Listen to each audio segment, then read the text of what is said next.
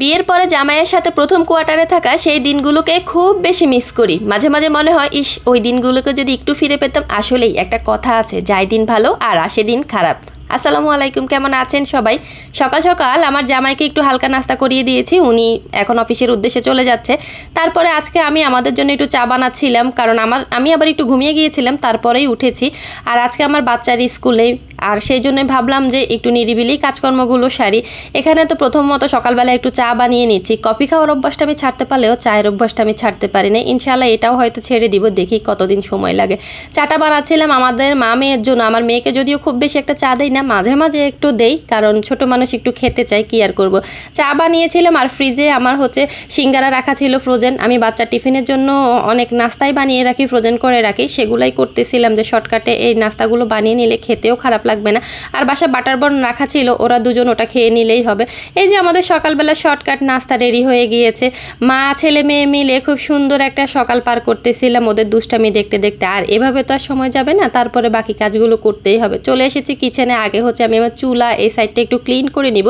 তার আগে যে কথাটা বলতেছিলাম আর কি, বিয়ের পরে আমি যখন প্রথম আমার হাজব্যান্ডের সাথে কোয়ার্টারে আসি, তখন মনের মধ্যে কত রকমের যে এক্সাইটমেন্ট কাজ করতেছিল। লাইফে ফার্স্ট টাইম এরকম একটা পরিবেশে এসেছি, কি যে ভালো লাগতেছিল। একদিকে ফ্যামিলিকে রেখে এসেছি, আবার তার সাথে আসতেছি। এই খুশি আসলে চোখে দেখার মতো না। প্রথমবার জামাইয়ের সাথে এরকমভাবে বাড়ির বাহিরে থাকতেছি।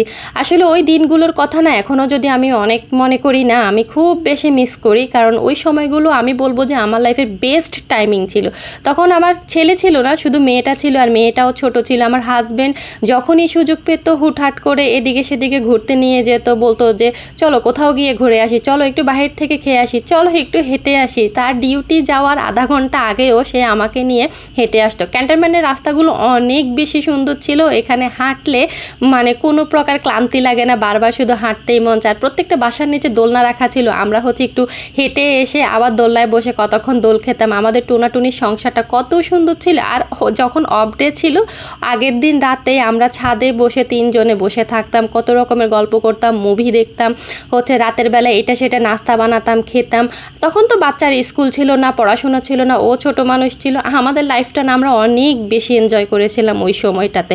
আসলে যত দিন যায় মানুষের লাইফে পরিবর্তন আসে, সেটাই স্বাভাবিক। এটা যত তাড়াতাড়ি মানুষ মেনে নিতে পারবে ততই ভালো। কিন্তু ওই যে আমরা ভালো সময়ের কথাগুলো মনে করি, মন খারাপ করি, সেটাই তো স্বাভাবিক, তাই না? মিস করব, সেটাই স্বাভাবিক। লাইফে বেস্ট টাইমগুলো সবাই মিস করে, শুধু আমি না। মাঝে মাঝে আমার ওই দিনগুলোর কথা মনে পড়ে, ইস কত সুন্দর সময় কাটাচ্ছিলাম টোনাটুনি মিলে। সবাই আমাদেরকে নিয়ে অনেক বেশি বলতো যে হ্যাঁ তোমরা কত সুন্দর সময় কাটাচ্ছ, তোমাদেরকে দেখে ভালো লাগে। আশেপাশের মানুষজন বলতো।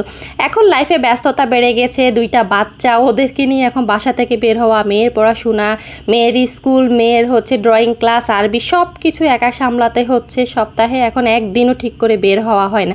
ওই সময়গুলো অনেক বেশি মিস করি। লাইফে আরও ব্যস্ততা আসবে, তবে আলহামদুলিল্লাহ যেভাবে আছে অনেক ভালো আছে। ছোট্ট একটা সুখের সংসার নেই। আজকে এই পর্যন্তই, ভালো থাকবেন, আল্লাহ হাফেজ।